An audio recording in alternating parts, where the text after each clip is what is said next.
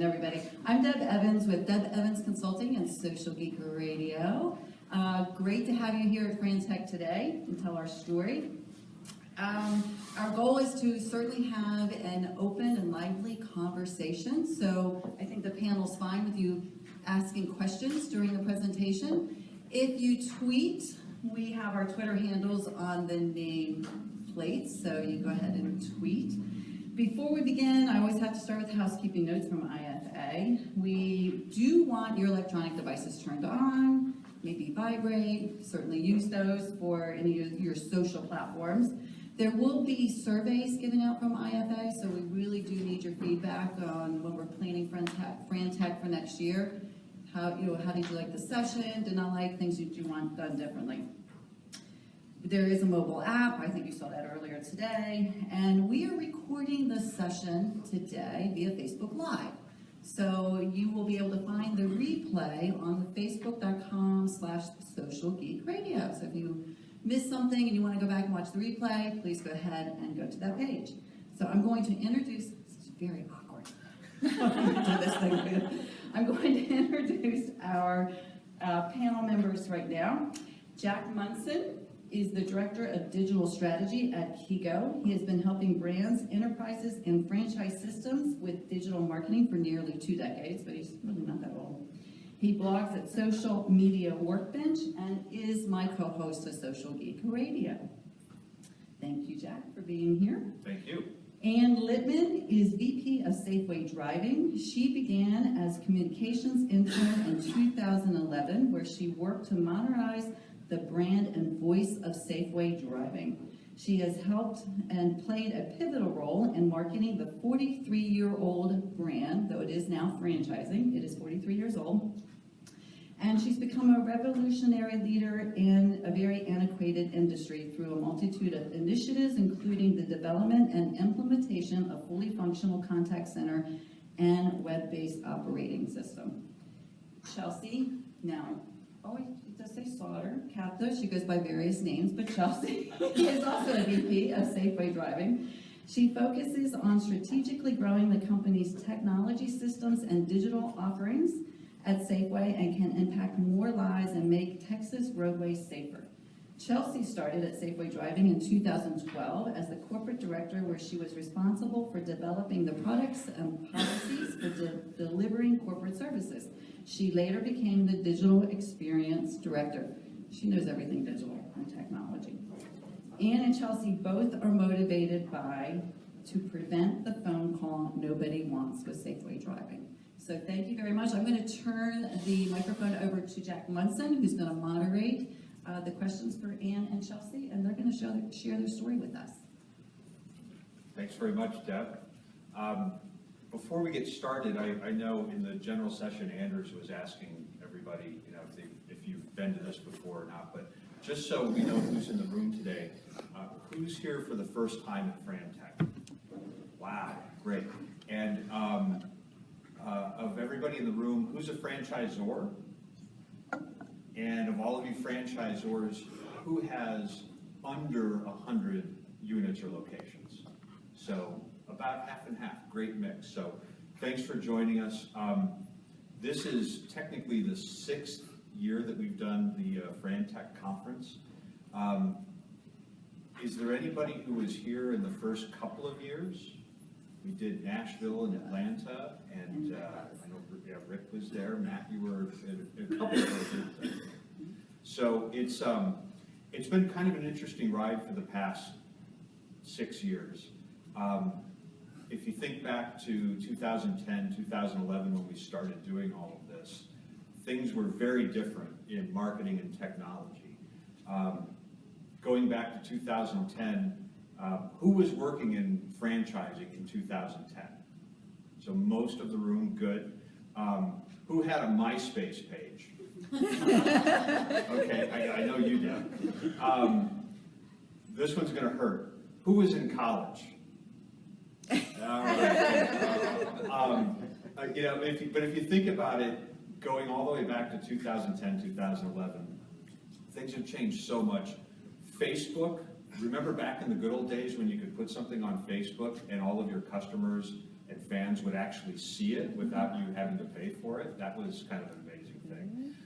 So there's a lot of cool stuff that we've done over the past few years, but I think for the franchising industry, as we're trying to figure out what's next in marketing and technology, instead of doing a lot of case studies of some great big huge franchise brands with hundreds and thousands of units who quite frankly probably do things a little slower than the rest of us, I thought it would be really interesting to chat with a couple of young executives from a great up-and-coming brand and talk about what they're doing with their small but growing brand, and as they're sort of diving into the world of franchising and using a lot of great marketing and technology tactics to do so. So before we jump into what you guys are doing now, tell us a little bit about your experience with the IFA. How long have you been part of this community? Sure, so we actually started franchising in 2014. Like Deb said, we're a 43-year-old company. We joined the IFA just last year, so this is our first full year actually being actively involved in the IFA. And I gotta say, as an emerging franchisor, there's no better resource that we've had than the relationships that we've made at the IFA convention. It helps us get kind of here to FranTech, and the relationships that we've made with other franchisors and franchisees. We're always looking to learn from experts and people who've kind of grown up in the industry and take those tactics and apply them to our industry as well. And so it's been incredible for us to be a part of the IFA. I mean, just a life-changing experience for us. We've got a couple of pictures we want to share from a road trip you guys did to meet some not emerging franchise brands, including the Dwyer Group. Tell us a little bit about your experience on the road this summer, meeting with some of these franchisors and franchisees. I think the first thing I have to say about the Dwyer Group is they're really known for their code of values, and that's something that stuck with me. We had the opportunity to go in and meet with a couple of folks and actually recite the code of values with them. And that's something where we really identify with our brand's mission, which is to prevent the phone call that nobody wants to get. And that's something that we really use to drive all of our decisions that we make, whether it be in marketing or technology or growth strategies. And to see the Dwyer Group, who's done that so effectively with their code of values, and kind of seeing the way that they live that out was really inspirational for me, being able to go and visit with them. I think the most exciting part for going out and visiting other franchisors and franchisees in the community is, even if we're in driver education or they're in, Young Chefs Academy or lawn services, completely different businesses, the overall strategies and policies and ideas you can use to grow the business, you can leverage across all those different industries. So it's really exciting to be a part of that community, and people are open and willing to share what worked for them, what didn't, and hopefully improve the entire franchise industry as a whole. Very good. You mentioned not getting the phone, or the parents not getting the phone call that no one wants to get. Tell me a little bit more about that, and really what your story in franchising is. Does it all kind of lead up to not getting that phone call? Absolutely. So SafeWay was founded by a gentleman named Coach Walker. He was a high school coach in Memorial, and that's in the Houston area. And basically what he experienced was every summer fewer kids were coming back to school because they had been involved in horrific collisions over the summer break. AAA actually calls that time period the 500 deadliest days of summer, because teens are out on the road, there's not a lot of parental supervision, they're more likely to engage in risky behavior. So he and his wife, Jeannie, started SafeWay Driving, which was originally started as Spring Branch Driving School. They grew it to 5 locations. And really this idea of preventing that phone call that nobody wants to get was kind of, he wanted to be able to take it to the next level, but he didn't know how. He had 5 locations, great managers, great instructors, but he didn't really have the infrastructure that he knew to be able to grow it beyond that to really accomplish that mission. And so in 2014, that's when we started exploring the opportunity of franchising. I started the company in 2011 as a marketing intern. And the first thing that we did to prepare for the growth was understanding that students have different learning styles. The biggest thing about SafeWay Driving was we started off with classrooms. So we had a lot of physical locations, you had classrooms, and as you look at growing that, you have to identify a space, find out if it's big enough to be able to accommodate for a classroom, and then you're kind of tied down to a schedule. And so what we first did was we took all of that classroom curriculum and put it into an online format. And then we started working to create our own operating system so that we could more efficiently manage the business and optimize our managers' time before we could even start growing that concept. And Chelsea came on and really was instrumental in doing that as well. So when I came on in 2012, I came on the day they launched the new operating system. It was a great with day. no training. It was a great day for me. That changing all paper records to digital records, really exciting time. And around that same time, we're getting used to this new operating system. We're seeing all the efficiencies it was giving us for just our 5 locations. So then we had a lot more time, a lot more great resources with our people, and we were learning a lot more things. So we started saying, well, now we have all this time, let's grow. And we looked at taking locations and building it out ourselves, all through company owned. We tried to do it with one more location, and we just started to realize that part of the difficulty with growing any business, especially one that impacts a community like ours, is that you need to have that local touch. You need to have somebody who's invested in making an economical and social change in that community. So franchise was the obvious answer, and the biggest part for us was to make sure that our operating systems and all of our technology could be adapted for franchisees. And we honestly wouldn't have been able to franchise without our technology systems in place, because now a franchisee just needs a car and an iPad, and that's their business. They don't need to worry about a storefront or front of house staff. And that's really why we were able to go ahead and move into the franchise model. And our model's a little bit different in terms of how it's set up, because we handle a lot of the operations. Chelsea mentioned Drive Center, which is our operating system. It handles everything from student enrollment to the backdoor scheduling features and everything that it has as well. And that really frees that community member up to be focused on educating the community about the fact that there's a difference between getting a license and learning how to drive.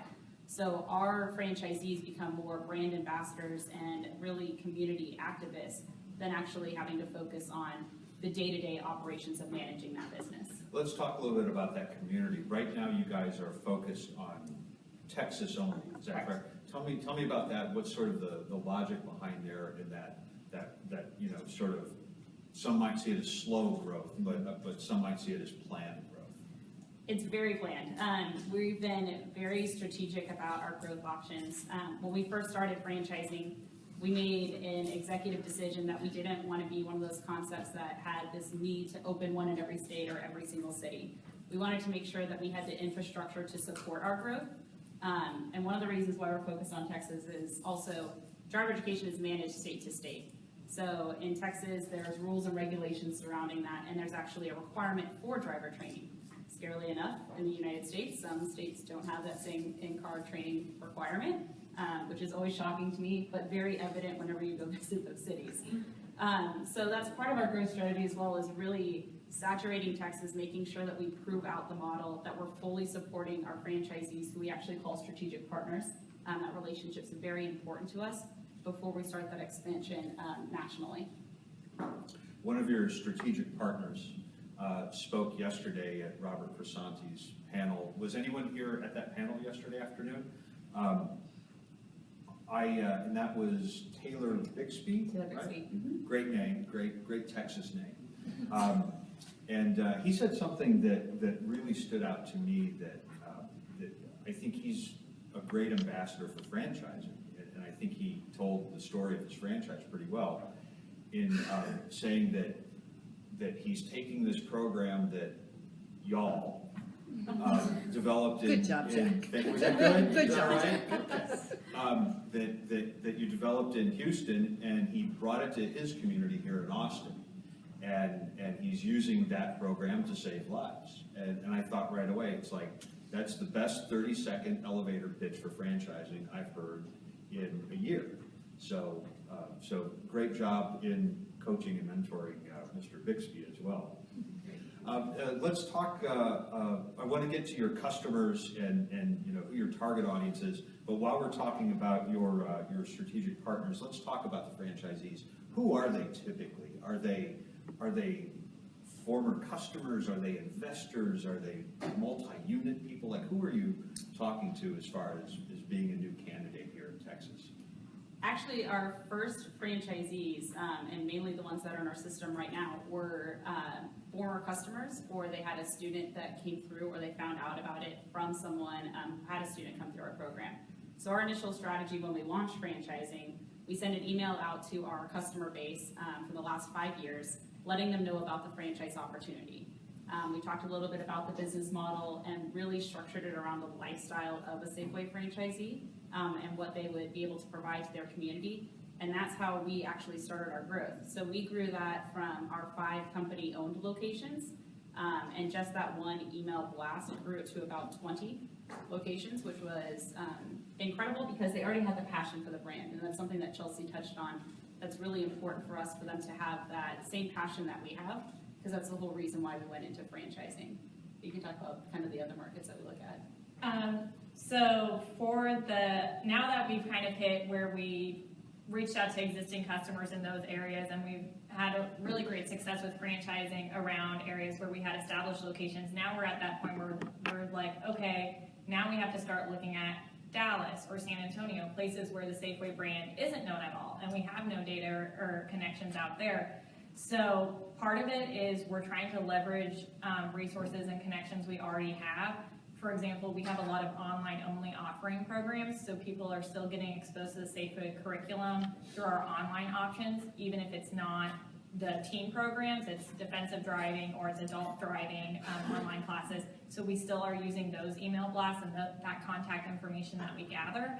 And then outside of that, we're really looking for community influence leaders, so maybe not your typical multi-unit franchisee. A lot of them are people who were in the education industry, old retired coaches, or small business members that had a small business in a local community, and they're looking to add something to continue to bring traffic, because like I said, all you need is a car and an iPad and a place to park your car and students to go. So if you're already a small business member and you have a convenience store or a boutique, that's a really great thing that appeals to helping improve both businesses.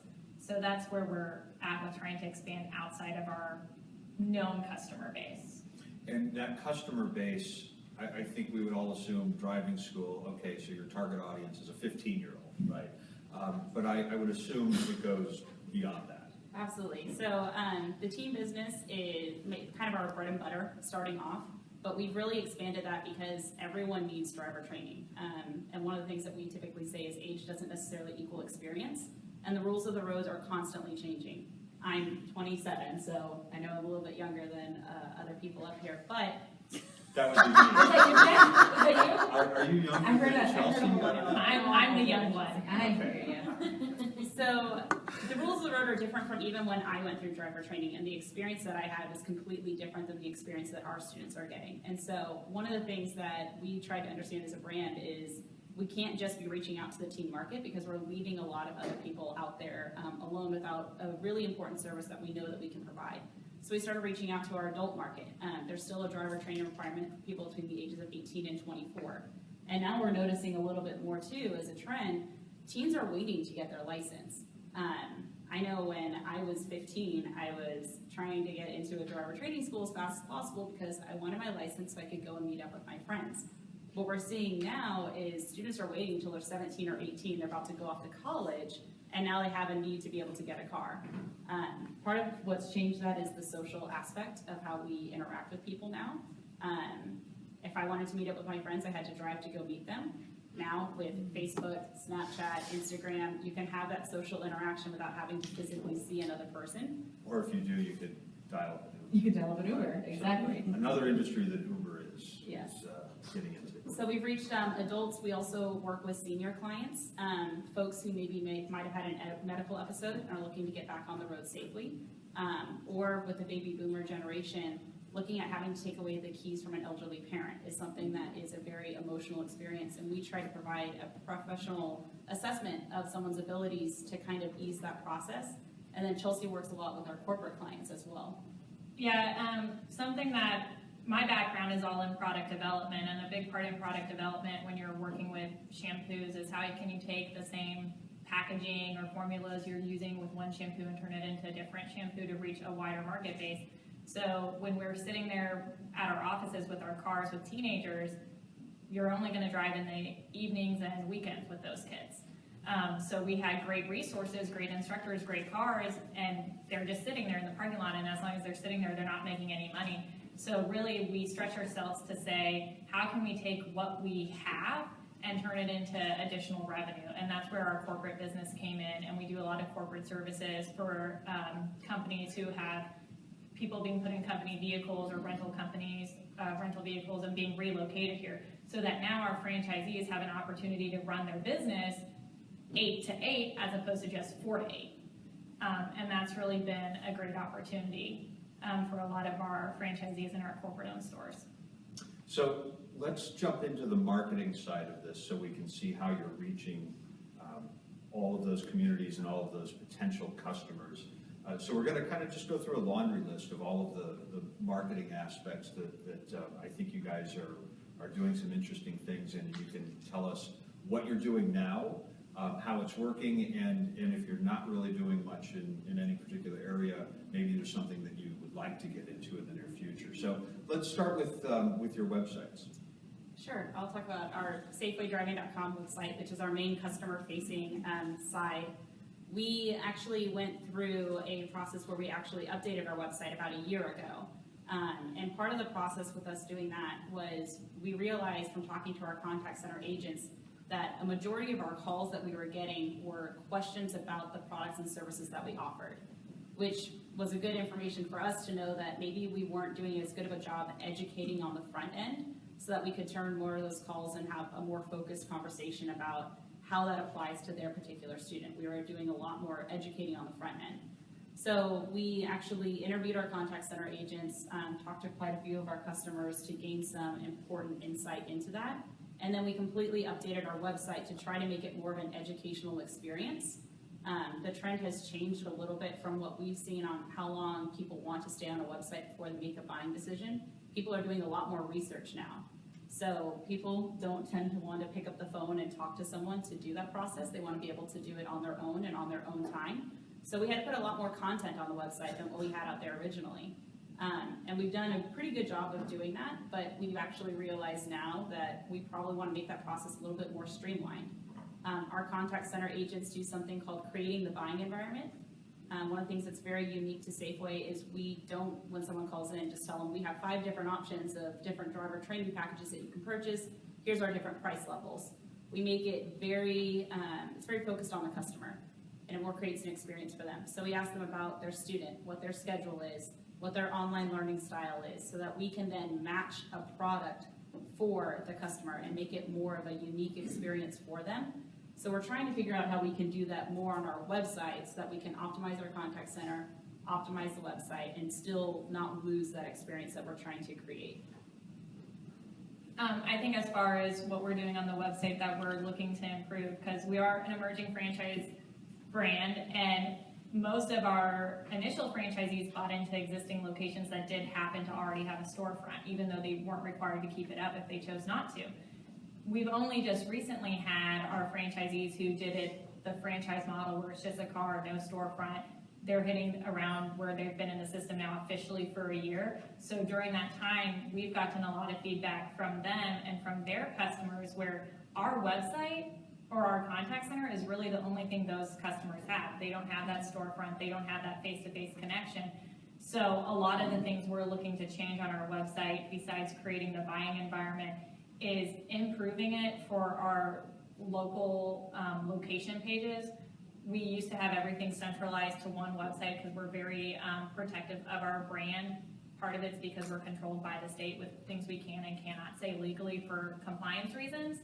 But we've realized we need to give an opportunity for our franchisees to connect directly to the community through the website as well. Previously, we viewed it as giving them a way to connect with the community, boots on the ground. But now we're going to be revamping the website yet again on the local site. So franchisees have a place where they can put their information, stuff specific about their area, the high schools that they market to. They do different events and PR events with high schools and special talks, and we want them to have a place outside of just social media to put that in and connect with their customers.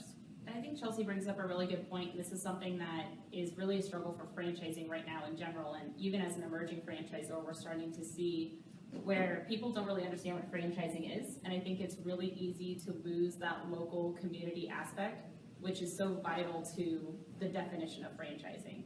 And that's something that we struggled with even as an emerging brand. Is we had this really great brand, we had a great website, and it was very corporate focused.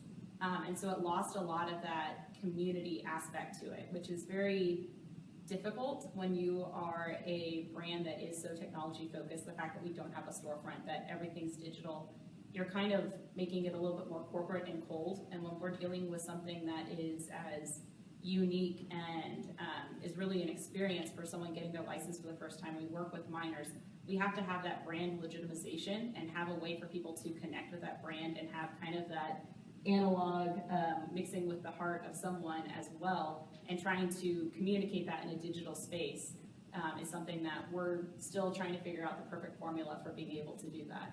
How far outside of your brand or driver's ed type of content are you going to get as far as local community events and that kind of thing for those schools and those areas? Are you trying to keep it kind of close to driving, or are you open to including, more community type news and information there too? I think you have to include more information than just anything related to driver training. I think that's important with any brand. When we started working with our social media team, originally when we started creating posts, we had been creating posts around driver training specific content, but to increase our lifetime with a customer and really create that connection with them, because we only have students for a short period of time. I mean, getting your license is kind of a one-time deal. You come through the process, you have your license, you're out the door. But we wanted to create more of a lifetime with our customers, so that additional family members would come through, or they would recommend us to their friends. And doing that, we had to show that we were more focused on the community and really truly making it safer and more beneficial for the students than just delivering our product. So I think you have to have more than just driver training related content. And I want to get more into the social media part of this too, but a couple of other questions on your websites. And if anybody has questions as we go through all of these topics, feel free to throw up a hand, because we'd like to keep this as interactive as possible. Does anybody have any questions about what they're doing on the website so far? If not, let's talk a little bit about the franchising side, or the Fran development site that you have going too. What are you doing there? What would you like to do in the future? I'll focus more on what we'd like to do in the future. Okay. So we have a franchise website right now. Again, emerging. Emerging. That's fine. Emerging. One of the things that we struggled with initially was trying to figure out if that needed to be connected to our customer-facing side, if it needed to be a separate site entirely. And the answer that we kind of came to is you have to have a little bit of both. People need to understand that you are a franchise organization, and it kind of starts that education process. But then we needed to have an entirely different portal so that people could discover that process. And like I talked a little bit earlier with our customer-facing side, really putting more content out there is what's really important. I think the other thing that's specific to us at SafeWay that we've kind of learned is no one's really out there searching for a driver training franchise concept. We're not having a lot of people do that Google search and end up on our site. Interestingly enough, it's not yet, we'll get there. But what we've realized is we're more of a social cause, and we're more in the educational space. And so creating content surrounding that and kind of identifying people who want to have that type of lifestyle and want to really connect with a brand that can accomplish that, that's more of the content that we're trying to create. Not just about driver training, but more of what it would look like to be a Safeway franchisee and what that could bring to your life and to your family and to your community. And so that's something that we're trying to do. We're going to start incorporating a lot more video. People like to watch video to be able to learn quickly and then have quick bullet points underneath it, but then have more of that deep dive information so that people can really research the opportunity. What we're discovering more and more on our discovery calls is when someone calls in, they want to have more of the full picture and the full story and have done their research ahead of time than trying to have that conversation over the phone. Another thing that we learned from Christian Brothers Automotive, they started something where you could text to set up a time to have a discovery call. I know personally, I don't like answering my phone if it's a phone number that I don't recognize. And my schedule's pretty packed where I don't know if I'm gonna have 30 minutes to be on a phone call. So being able to have that time where you can set up and say, this is when I want to really devote the time to learn more about this organization and the opportunity, I think is important as well. So don't call me, but if you do, call me Tuesday at 4 Call me o'clock. Tuesday at 4 o'clock and I'll set up a time for it. I'm prepared for that conversation then. And this is a little bit more on the operations side. I don't want to get too far away from the marketing end yet, but you do have another site called Drive Center. Tell us what's on this site. So Drive Center is our operating system, and it is the life force of our business. So Drive Center is where all of our enrollment goes. Everybody has a driver account. Franchisees have their franchisee account. Instructors have their instructor account. It doesn't just do scheduling. It's not just a scheduling system. It creates our state certificates. It sends alerts to managers if something appears wrong on a driver's account, so we can contact the customer and resolve the issue immediately. It tracks all of our payroll. It does our fleet management, so we know all of our vehicles are up to date.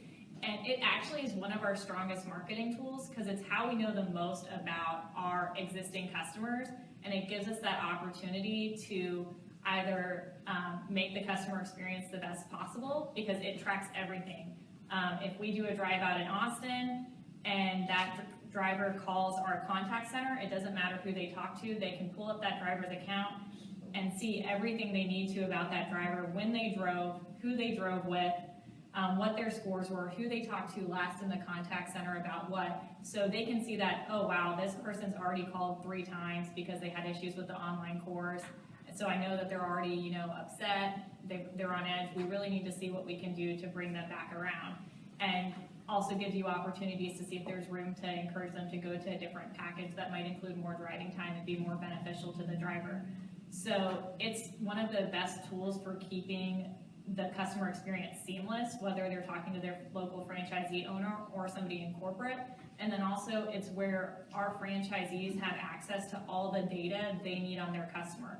They can pull the information on students to see what high school they go to, why did they choose SafeWay, questions they have to answer during enrollment, what neighborhood they live in, so that they can then take that information and put it into the different email campaign features we use, or whenever they're trying to designate where mailers need to go, what areas make the most sense. So it's our operating tool, but it's also where we get all of the information we need to make marketing decisions.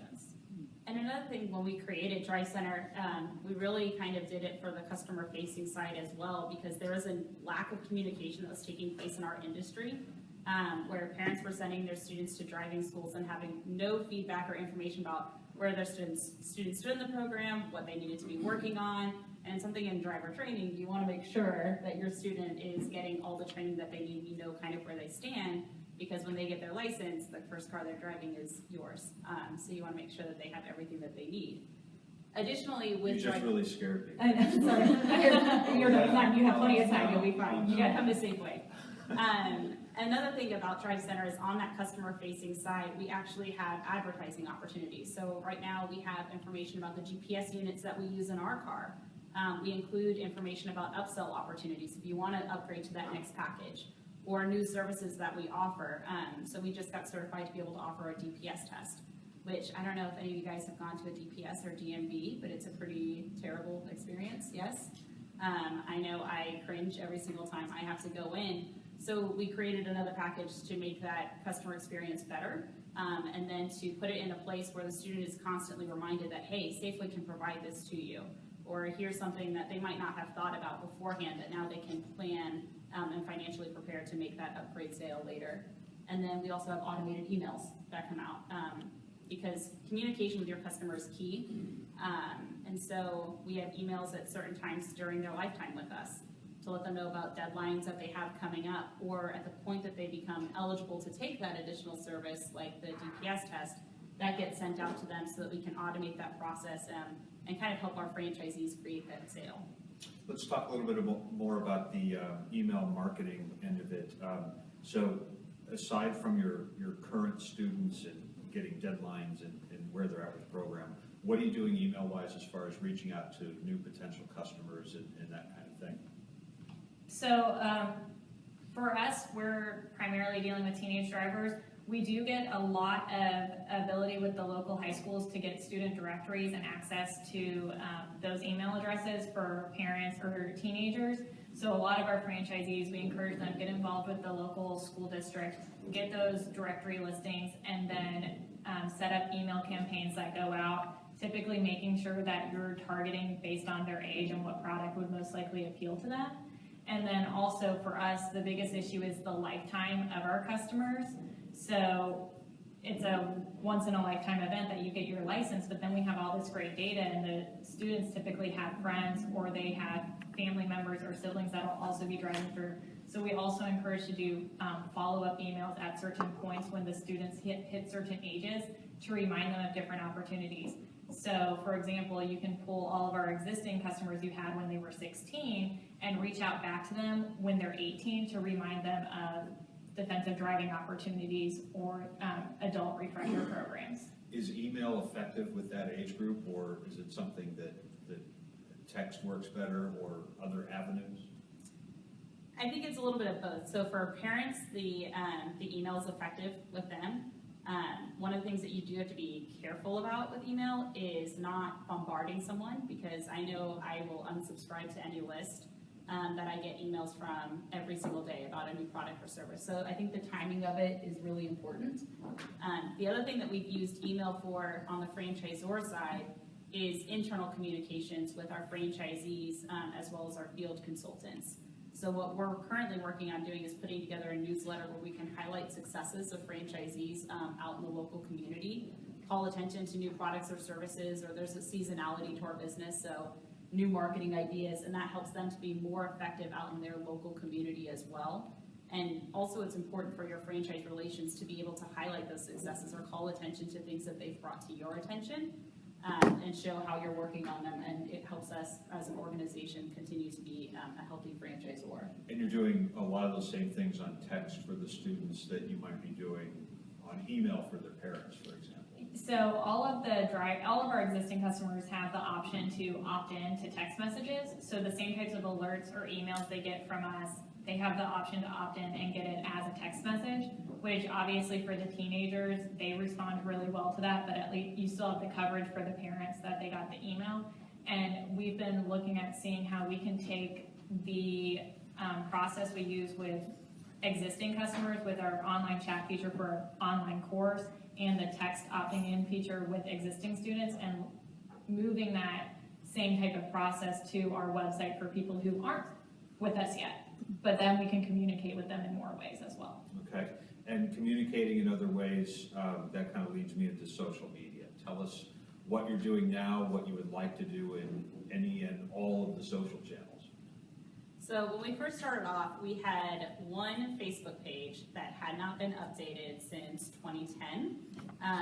So it existed. It was there, that's the important thing. It existed. The other thing that we noticed too is because back in where Foursquare was really, really popular, we had people trying to check in.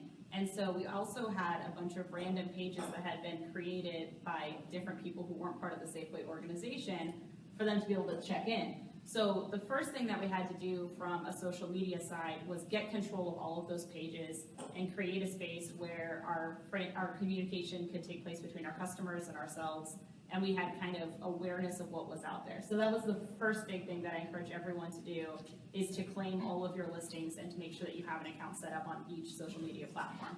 We're not on Snapchat yet. We're figuring out how we can still do that. That's the other thing with social media, is there's a new platform every single day.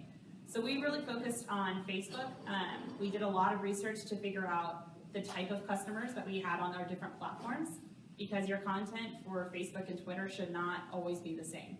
You have a different character limit and you have a different audience. And I think that that was something that back in 2010, when we first started doing social media, it was linked.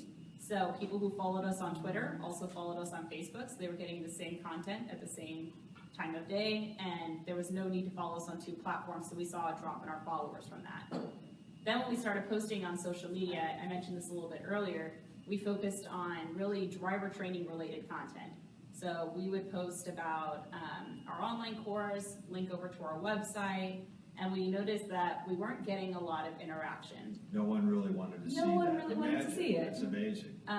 Also because a lot of our customers were currently enrolled in our program. That's who was following us on those Facebook platforms. So there wasn't really an opportunity for kind of having that engagement or growing our customer base. So we started working with No Limit Agencies, who we use. They're based out of Chicago. And what I really appreciate is they came in and they took the time to learn and understand our brand and the fact that we had different audiences and how we could connect with all of those. So now you'll see on our Facebook posts, we post some things about driver training. We link to different articles. We follow other people who are in our industry, but we also know kind of who our customers are following. And we try to post content that relates to that. We pose a lot of questions. We do different giveaways, and that's been pretty successful in trying to kind of start the conversation. Is it more students and teens on Facebook that you're communicating with, or is that more likely to be their moms and dads? It's actually been a mix, which has been really interesting. So when we first started using Facebook, we were working with a lot of the moms, and those were kind of the different groups that we are part of on Facebook as well. And now that we've started posing questions and having giveaways and doing some more fun interactive things, we're starting to get more teens interacting with our brand, which is what we really wanted to see. Right now our focus is to create these milestone opportunities that we have the teens share. So we recently started a new hashtag called Arrive the SafeWay. We're starting to post that and be really consistent in using that on all of our social media platforms so that we can get that to kind of catch on. But using hashtags is incredibly important. Create something that will be an identity with your brand. We have a really important thing for students. You know, they're getting their license for the first time. There's a lot of excitement with that. So getting teens to share selfies of themselves, you know, with the SafeWay car or holding their license for the first time and say, use that hashtag or tag us in that post, we can then interact with that. The selfies, I can't stress the importance of that enough because teens are very, very vain. And so once you have a great picture, your friends are gonna comment on it, that's likely to become a profile picture. And now Facebook, with their milestones, they'll remind you of things that you've done. Mm-hmm. So 6 months from now, Facebook will remind you of this time that you had where you said, hey, I drove for the SafeWay car for the first time. People will then share that memory again, so it creates another opportunity to get your message out there. I think that's what's critical with a lot of the social media platforms. You mentioned Snapchat, that no one's really discovered what kind of great content can we shove out at people on Snapchat. And I think there isn't any good content that you could do. Making cares about, you know, seeing your marketing messages on Snapchat. They just want to see what their friends are up to. So if you can be a catalyst for that, I think that's that's definitely a key there. Yeah, if you can turn your customer into your own brand ambassadors, your marketing budget's going to go way down because you have people who are sharing that story out there. I mean, word of mouth is one of our best referrals in addition to Yelp. I know that you mention Yelp all the time as being one of the best referral sites that we have. But create an experience where your customers then become your brand ambassadors. Tell us about the Yelp story, the Yelp experience. Well, so I think this goes into things we know we need to work on, but I'm more of a techie, so I'm really into the hard numbers and the data and Google Analytics, so I'm constantly looking at that to help it direct what we do next. And we have a lot of our number one referral site is Yelp, which actually surprised me when I found that out. And when I went on to Yelp to see what we're, how we look, how things are going, I noticed two things.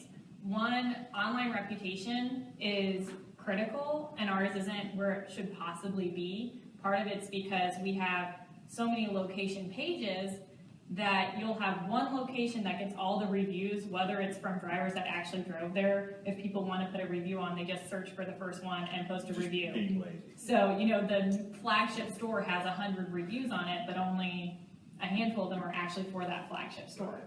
So then it hurts the other pages. And then the other thing we noticed is with our growth that we've had and the fact that we don't have actual sites, all of our directory listings with Google or Yelp have a lot of work to do in terms of either getting them verified as a location because we're sharing a business space with an existing business that's already verified, or it's in a service area. So there's a lot of cleanup that needs to be done there, and if if I hadn't been actively monitoring our Google Analytics and seeing where people are in the buying process on our website and where they come from and what paths they take and when they drop out of enrollment, I wouldn't have caught that. So that's our big initiative that we're getting into to launch at the beginning of 2017, is really making sure that we have a clear plan on platforms like Google and Yelp for how do all of our locations look, and how do we make sure that they're staying up to the brand and getting more reviews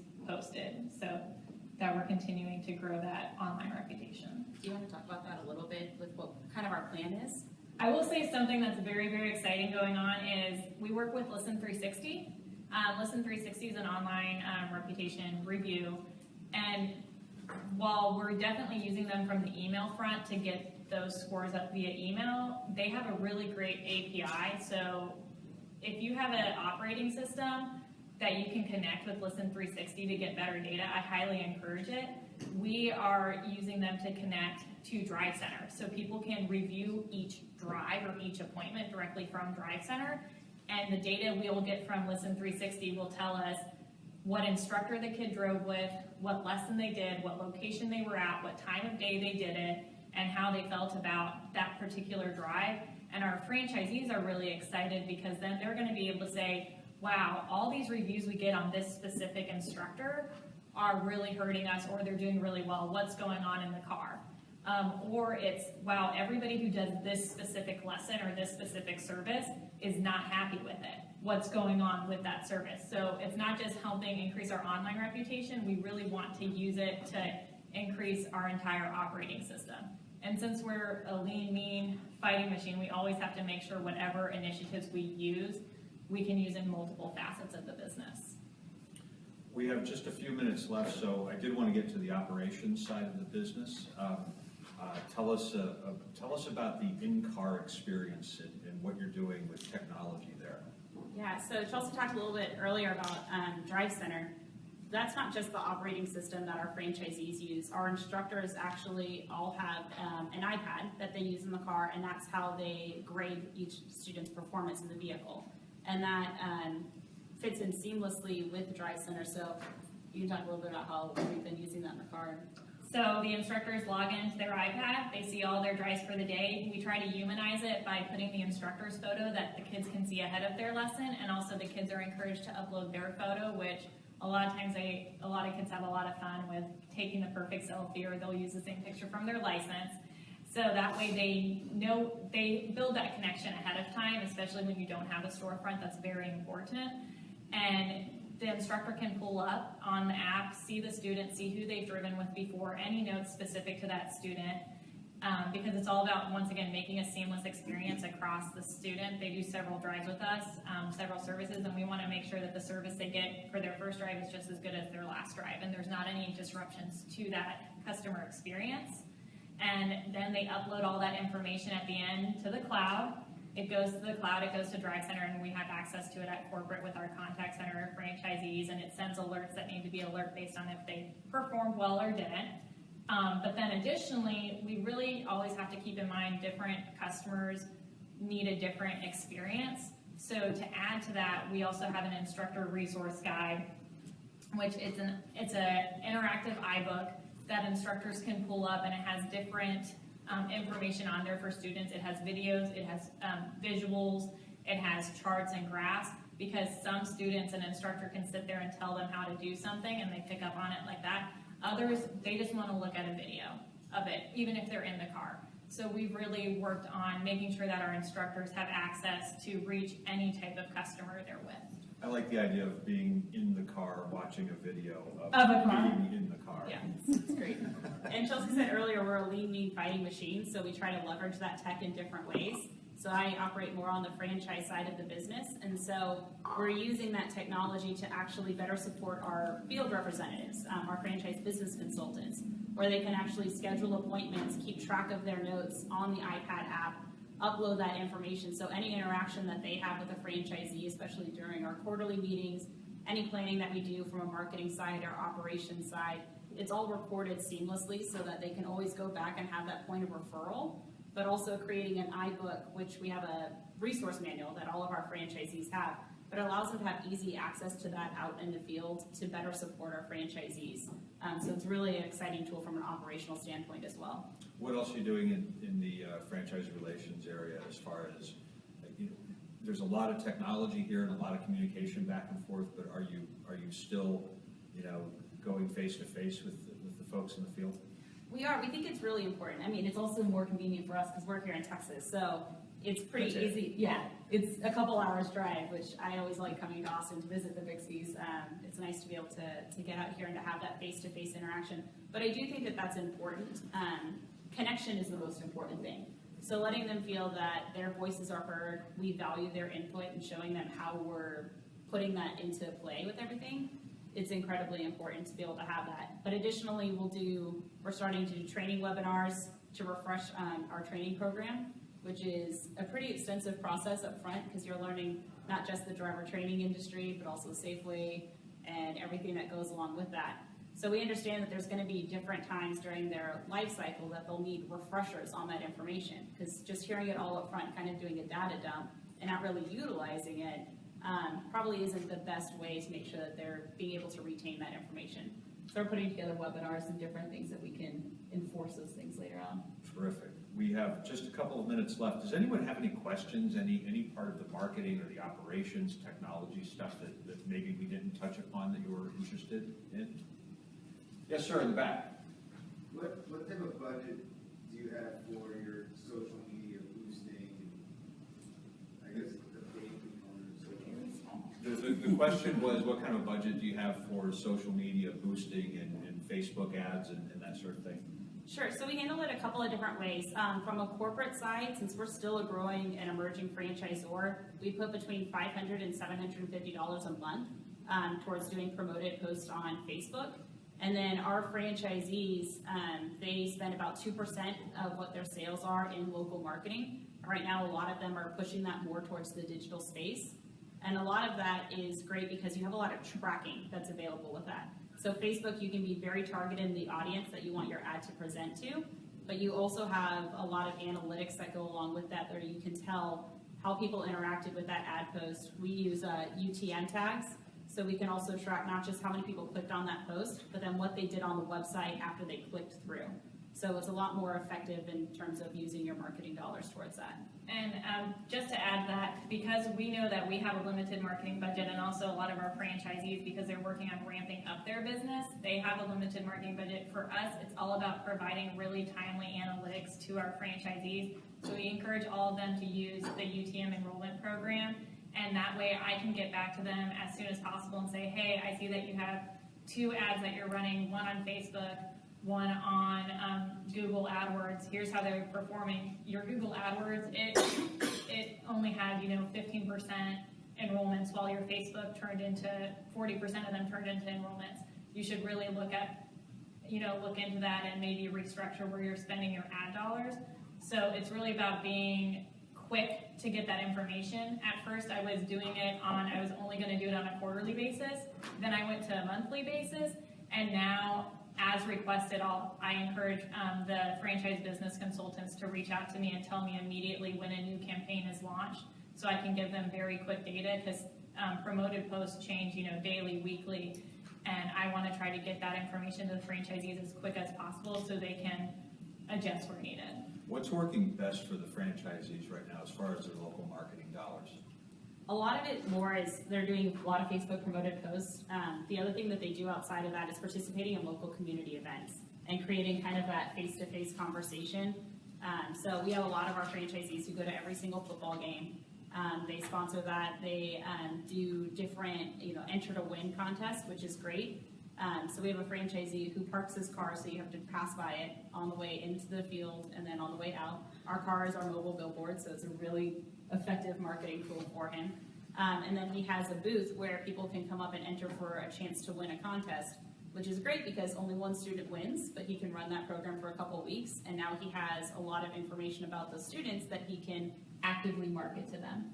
I'll also add, just on a digital space, currently our franchisees have a lot more success on the social platforms like Facebook. Google AdWords, if you're not familiar with it and you're doing it yourself, which the franchisees would have to do, they're not targeting, they don't know how to set up the Google AdWords to target exactly who they need to target. So instead of throwing out a net where you know the fish are, they're throwing out into the entire sea and spending a lot more money than they should. So one of our biggest recommendations is to make sure that they're connecting with people who can help them with Google AdWords, because it has been successful with our corporate side, with our company-owned stores, but we have a team in place who's educated on it. So also for us, as we want to make sure we provide them vendor information and say, this is who we're using, or this is what we recommend you do, because we've noticed with the franchisees managing it themselves, they're just throwing money down the drain. All right, very good, great advice. That's it for this session. I think we're moving into, what are we moving into next, Deb? Ooh. Lunch.